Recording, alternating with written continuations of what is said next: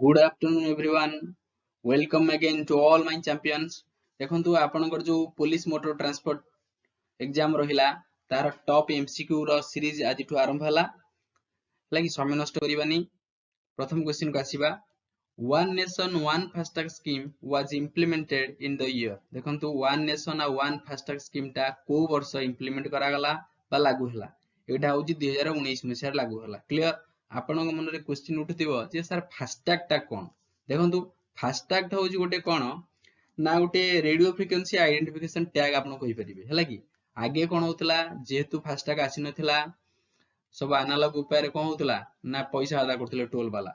Okay जेतोला आपण NH रे cross करियो देखियो सब टोल गेट रहिछि सेठी सब टोल ऑफिसर माने अछंती कोन ना सब जो माने टोल देइ नाथि सेठी से माने टोल कलेक्ट करंती। जेहेतु भी डिजिटल जमाना हे गला सब किछि डिजिटल हे जाइछि तो हम सरकार कोन करचंती ना आपनकु आउ कोन गाड़ी रु बाहर करियो पड़िबो नाही गाड़ी के आपनकु अटके पड़िबो नाही आपन टोल गेट मध्य दे गाड़ी के नै जिवे ऑटोमेटिक कोन करिवो ना रेडियो फ्रिक्वेंसी आइडेंटिफिकेशन टैग बा जो फास्टैग ता से प्रिंसिपल जो काम करिसे ऑटोमेटिक आपन पखरु कोन नै जिवो ना स्कैन कर दो से जिंसटा को आउ ऑटोमेटिक से ऑनलाइन पेमेंट हो जिवो। क्लियर जा फल ड्राइवर आउ गाड़ी के अटके को पड़िबो नाही। एटा थला फास्टैग एटा केबे इंप्लीमेंट करा गला ना 2019 रे।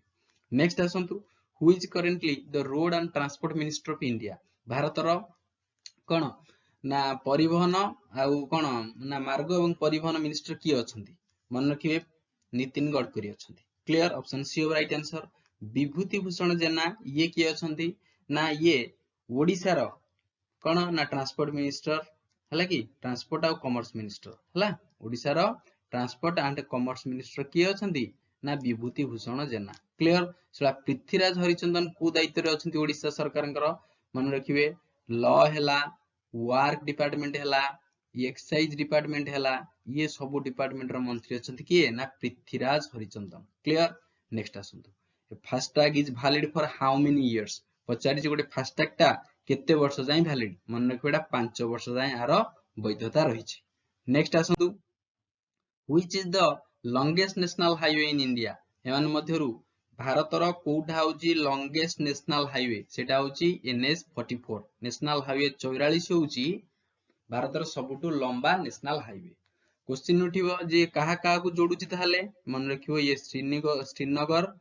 श्रीनगर लागि जे कोउठी की ना कन्याकुमारी श्रीनगर रु कन्याकुमारी जाके लागिछि आउ आर जदि लेंथ आपन पचारे एटा हो केते ना 3745 किलोमीटर आ आपन जानिले आश्चर्य हेबे ये टोटली 11 टा स्टेट को कवर करिछि आउ 30 टा इंपोर्टेंट सिटी को भारत रो इंपोर्टेंट 30 टा सिटी को मध्य कवर करके जाइछि। ये एनएच टा केते लंबा होई परचंती 3745 किलोमीटर।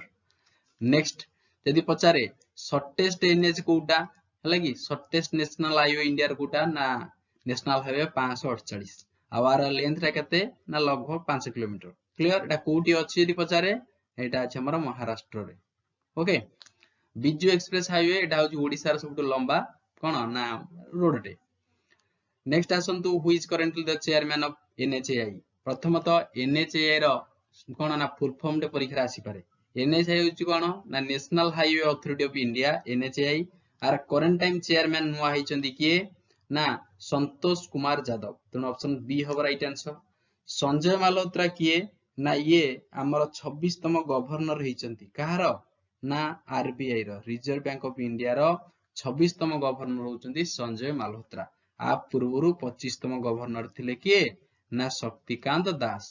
क्लियर सेबला के संजय मूर्ति ये काहे इंपोर्टेंट ये हमर नुआ CAG controller auditor general of India.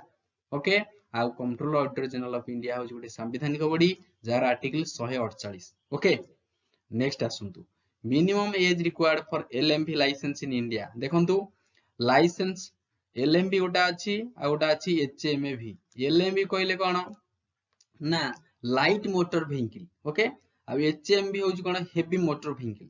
यदि आपण लाइट मोटर व्हीकल के चलेया को चाहुचंती ताहा पई आपण को लाइसेंस करिया पई हेले आपण को मिनिमम बयस होइतिबा दरकार 18 वर्ष। क्लियर जदि आपण एचएमवी करिया को चाहुचंती अर्थ हेवी मोटर व्हीकल लाइसेंस करिया को चाहुचंती आपण को बयस मध्ये 18 रु अधिक होइदा दरकार किंतु आ पई कि सर्टेन कंडीशन रहिछि आपै जनरली एमती 18 वर्ष रे आपण अप्लाई करि परिबो ओके टेस्ट दुआ पड़िबो तापर जे आपनको प्रथम एलएल मिलिबो तापर डीएल आसी जिवो clear next the validity of learners licence in India is देखंतु भारत रे एलएल रो बा लर्नर्स लाइसेंस रो वैलिडिटी वैधता केते दिन मन रखियो जतले आपनकर ड्राइविंग लाइसेंस किछि नाही नुवा जतले आपण अप्लाई करिवे सेतबेले भारत सरकार द्वारा प्रथम आपण गोटे एलएल दिया जिवो बा लर्नर्स लाइसेंस दिया जिवो आउ तार वैधता रहिबो मात्र 6 मासे ओके तापरे आपण कोन आसीबो ना डीएल आसीबो ड्राइविंग लाइसेंस आपनको इश्यू हबो okay next which instrument is used to measure the speed of vehicle आपण गोटे बाइक चलाउछंती केते स्पीड रे बाइक चलाउछंती सेटा किमि जानुछंती आपनकर गोटे डिजिटल मीटर लागिछि जोतिर आपण देखौछि 30 kilometre per hour 80 kilometre per hour 60 kilometre per hour ना नाही एटा आपण किमि जानुछंती काहे कि ना से गाड़ी रे स्पीडोमीटर रहिछि तनो स्पीडोमीटर टा ही व्हीकल रो स्पीड टा को मापे क्लियर लैक्टोमीटर ये कोन मापे ना ये मापे प्यूरिटी कहार ना मिल्क रो प्यूरिटी टा मापे लैक्टोमीटर वोल्ट मीटर टा कोन मापे ना पोटेंशियल डिफरेंस टा को मापे वोल्ट मीटर से बेला फाथोमीटर टा कोन मापे ना डेप्थ ऑफ ओशन टा को मापे कोन ना समुद्र रो गभीरता को मापे फाथोमीटर क्लियर नेक्स्ट आसंतो the maximum speed limit of a vehicle near school गोटे स्कूल अछि तो ता आपण कोन ना से साइड दे आपण जाउछंती आपनकर मैक्सिमम स्पीड केते रहिबो माने मैक्सिमम कथा को कुहाउछि आपण अति बेसी 25 किलोमीटर पर आवर जाई परिबे काहे कि ना ये सब हमर प्रोविजन रहिछि आठु अधिक गले आपनको फाइन पड़ी पारे क्लियर तो आपनकर मैक्सिमम लिमिट होछि 25 किलोमीटर पर आवर जेतोण आपण कोन ना गोटे स्कूल देई से रास्ता दे जाउछंती clear next what is FS stand for in FASTag मूलरू कहितली फास्टैग टा रेडियो फ्रिक्वेंसी आइडेंटिफिकेशन टैग गोटे रेडियो फ्रिक्वेंसी ऊपर काम करे आउ एफएस स्टैंड फॉर कोन ना फास्टैग ऑथेंटिकेशन सिस्टम क्लियर तो ऑप्शन ए हबो right answer what is the fine amount for driving without helmet एटा आपनको बुझिया पडियो किछि दिनस जे आपण कोन ना हेलमेट न चलैथिले आपण हेलमेट पिन्हि नाती बाइक चलाउछंती तो आपण धरा पड़िले पुलिस तुम धरि पकेला आपण केते फाइन देबे आपनको डीएल नाही चलाउछंती आपण मद्यपान करी चलाउछंती आपण कोन ओवर स्पीड चलाउछंती ता पई सब विभिन्न प्रकार फाइन रहिछि ओके तो जदि आपनकर हेलमेट नाही आपण चलाइछंती गाड़ी चलाउछंती धरा पड़िले ताले आपनको केते टका फाइन देबा पड़िबो ना आपनको 1000 टका फाइन देबा को पड़िबो ओके विथआउट हेलमेट क्लियर तो ऑप्शन ए हबो राइट आंसर आउ कोन देले आपनको कोन कले 1000 टका फाइन देबा पड़िबो देखंतु आपण धर कार चलाउछंती ट्रक चलाउछंती बस चलाउछंती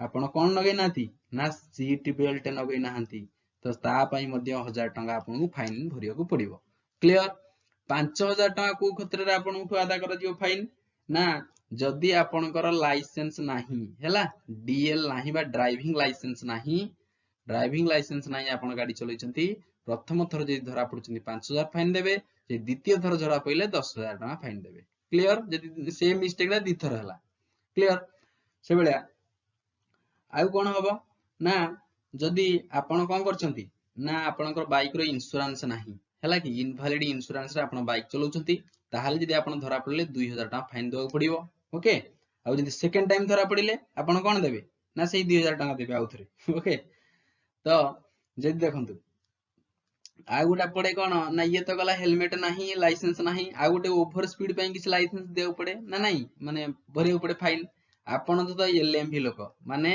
कोन लाइट मोटर व्हीकल चलाउछंती बाइक चलाउछंती स्कूटी चलाउछंती ओके तो आपण ओवर स्पीड ले गले आप गोटे निर्दिष्ट स्पीड रहिछि ताटू क्रॉस करी ओवर स्पीड रे गले ता पई केते प्रोविजन रहिछि सेठी मध्ये आपण जे धरा पड़ियो 2000 टका देबे प्रथम थर ओके द्वितीय थर जे धरा पड़िबे कोन देबे 2000 टका देबे किंतु देखन जतले एचएमवी केस आसीबो हेवी मोटर व्हीकल केस आसीबो सेतबेले आपण जदि ओवर स्पीड पई आपन को 4000 टका देबाबू पड़िबो ओके आपण 4000 टका देबे क्लियर आ सबुर देख रिपीट हेले इंश्योरेंस नाही 2000 टका देबे द्वितीय थर धइले आपन को प्रथम थर छाड़ देले 2000 टका नेले द्वितीय थर आपन दैले ऑब्वियस कथा 4000 टका नेबे ना नाही नेक्स्ट आसंदु ओटा इजी क्वेश्चन टे जे ट्रैफिक रे जतले आपण येलो सिग्नल देखिले ता से कोन इंडिकेट करूची येलो सिग्नल इंडिकेट करूची आपन को अपेक्षा करियो पड़िबो ओके से बेला रेड सिग्नल देखिले आपण गाड़ी रखि दोचंती काहे कि ना एटा स्टॉप सिग्नल आउ जतले आपन को ग्रीन मिलुची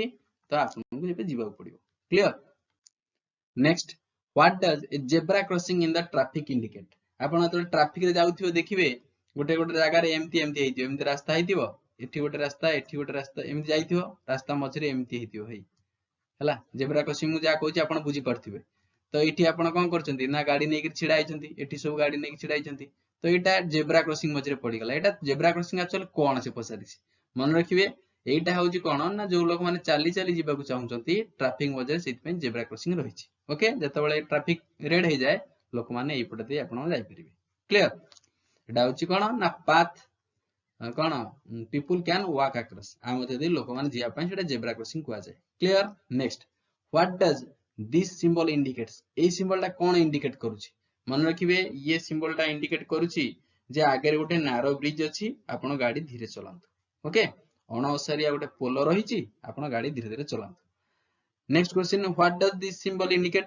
ଇଏ ସିମ୍ବଲ ଟା କଣ ଇଣ୍ଡିକେଟ କରୁଛି? ଗୋଟେ ଗାଡି ଆଉ ଗୋଟେ ଗାଡି, ଦେଖନ୍ତୁ ଇଏ ସିମ୍ବଲ ଇଣ୍ଡିକେଟ କରୁଛି ଆପଣ ଓଭରଟେକିଂ କରନ୍ତୁ ନାହିଁ, ଗୋଟେ ଗାଡି କି ଆଉ ଗୋଟେ ଗାଡି ଓଭରଟେକିଂ କରନ୍ତୁ ନାହିଁ, ସେ ଇଣ୍ଡିକେଟ କରୁଛି। କ୍ଲିୟର?